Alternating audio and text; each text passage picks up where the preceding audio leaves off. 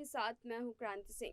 बिहार की सियासत को हथियाने के लिए बीजेपी नए नए हथकंडे अपना रही है। लगातार कोशिशों में जुटी हुई है कि कैसे भी करके बिहार की सत्ता पर अपना हक दोबारा से जमा लिया जाए, चाहे वो गठबंधन की सरकार के थ्रू किया जाए या फिर अपने बलबूते पर। लेकिन बीजेपी कोई कोर कसर नहीं छोड़ना चाहती है आगामी चुनाव में अपना परचम रहलाने के लिए। लेकिन यहाँ पर सबसे बड़ी टक्कर के रूप में सामने खड़े हैं नीतीश कुमार और तेजस्वी यादव। नीतीश और तेजस्वी के चेहरे को देख करके बीजेपी के अंदर जो है हड़कंप मच गया है और उन्हें उसी चेहरे के अनुसार जो है अपना पक्षधार भी चाहिए। तो यहाँ पर तमाम बड़े नेताओं का अब हुजूम जो है एक के बाद एक करके बिहार की सत्ता की तरफ अपने रुख कर चुके हैं और लगातार बड़े बड़े चेहरों के दांव खेल करके बीजेपी चाहती है कि बिहार की सत्ता में अपनी जगह बनाई जाए और इसीलिए अब अमित शाह का जो नाम है वो सामने आ चुका है। अब अमित शाह ने पूरी बागडोर जो है अपने हाथ में थाम ली है। अब इस बागडोर के शाह को संभालते हुए देख नीतीश और तेजस्वी का क्या हाल होगा और नीतीश तेजस्वी क्या शाह के सामने हार मान लेंगे या फिर एक बड़े चेहरे के रूप में शाह को भी हराने का काम करेंगे। आप लोग के क्या तर्क है वो भी बताइएगा। फिलहाल हमारे इस रिपोर्ट के माध्यम से इन तमाम सवालों के जवाब समझिए। बिहार में बदले सियासी समीकरण के बीच बीजेपी अपने सियासी आधार को मजबूत करने में जुट गई है। 2024 के लोकसभा चुनाव में भले ही अभी 20 महीने बाकी हों, लेकिन नीतीश कुमार के पाला बदलने के साथ ही बीजेपी ने 40 सीटों में से 35 प्लस जीतने का टारगेट तय कर रखा है। बीजेपी के इस लक्ष्य को अमली जामा पहनाने का जिम्मा केंद्रीय गृह मंत्री अमित शाह ने अपने कंधों पर ले लिया है। इसी कड़ी में अमित शाह बिहार में मिशन 2024 का आगाज मुस्लिम बहुल सीमांचल इलाके से करने जा रही है, जिसके जरिए महागठबंधन के मजबूत दुर्ग में सेंधमारी का प्लान है। नीतीश कुमार के एनडीए से अलग होने के बाद केंद्रीय गृह मंत्री अमित शाह पहली बार अगले महीने 2 दिन के लिए बिहार दौरे पर पहुंचेंगे। शाह 23 सितंबर को पूर्णिया और 24 सितंबर को किशनगंज रैली करेंगे। अमित शाह मुख्य रूप से बिहार के उन इलाकों का दौरा कर रहे हैं जिसे आरजेडी यादव मुस्लिम समीकरण और महागठबंधन के गढ़ के रूप में देखा जाता है। माना जा रहा है कि शाह महागठबंधन के मजबूत दुर्ग में मोदी सरकार की उपलब्धियों को गिनाकर और नीतीश सरकार के खिलाफ माहौल बनाकर राज्य में फतेह करने के सियासी बिसात बिछाएंगे। बीजेपी ने शुरू से ही सीमांचल को अपने टारगेट में इसलिए रखा है क्योंकि इलाका काफ़ी संवेदनशील माना जाता है। सीमांचल में 40 से 70% आबादी अल्पसंख्यकों की है। खासकर इस इलाके में बांग्लादेश घुसपैठ का एक बड़ा मुद्दा है। ऐसे में अमित शाह अपने सीमांचल दौरे पर इस मुद्दे को रैली में उठा सकते हैं।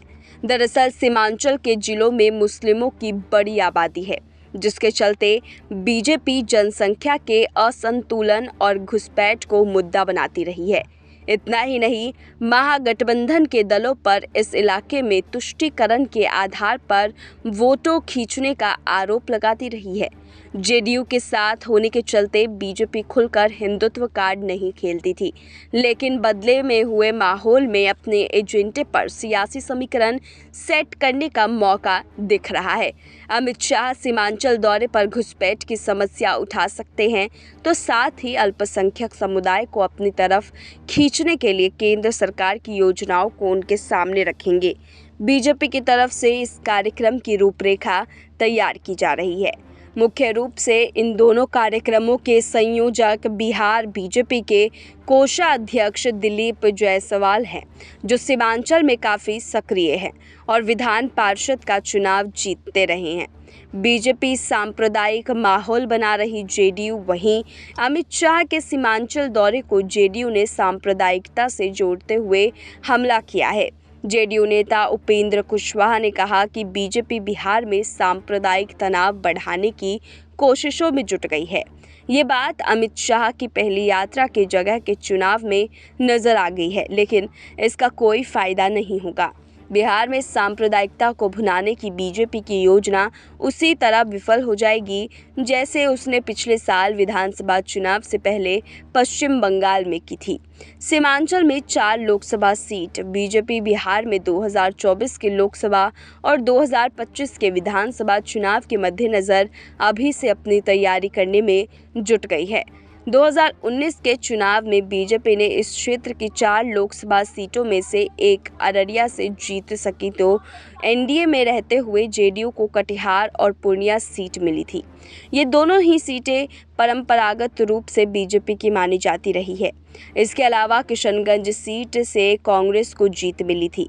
अब जेडीयू ने रास्ते अलग कर लिए हैं तो बीजेपी यहां एक बार फिर से 4 की 4 सीटों पर जीत के लिए प्लान बना रही है। सीमांचल में 24 विधानसभा सीट, सीमांचल के इलाके में कुल 24 विधानसभा सीट है, जिसमें से 16 पर महागठबंधन का कब्जा है। कांग्रेस के 5, आरजेडी के पास 7 सीटें हैं तो जेडीयू के पास 4 सीटें हैं।